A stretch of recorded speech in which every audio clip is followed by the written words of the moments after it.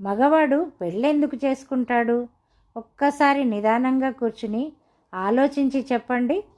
భార్య కోసం చేసే ఖర్చులతో పోలిస్తే నలుగురు బయటి ఆడవాళ్ళకయ్యే ఖర్చు కూడా ఒక్కటే.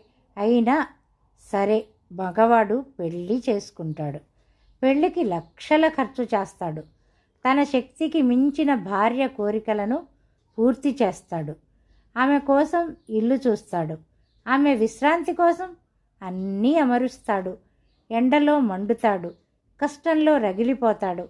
ఎప్పుడైనా అవసరం వస్తే అతను తినే బియ్యం కూడా అమ్మి భార్యకు పెట్టడానికి వెనుకాడడు. ఒక్కోసారి ఆమె కోసం చర్మం కూడా అమ్ముతాడు. ఆమెకి రక్షగా, ఆమెకు తోడుగా, ఆమెకు ప్రతి క్షణం అండగా ఉండడానికి ఒప్పుకొని పెళ్లి చేసుకుంటాడు. అతను పెళ్లి చేసుకుని పడే సుఖం ఏమిటో ఆలోచించి ఒక్కసారి చెప్పండి. ఇది ప్రతి ఇంట్లో జరిగే, ప్రతిరోజు మనం చూసే విషయం. దయచేసి ఇది మీకు నచ్చితే ప్లీజ్ లైక్, షేర్.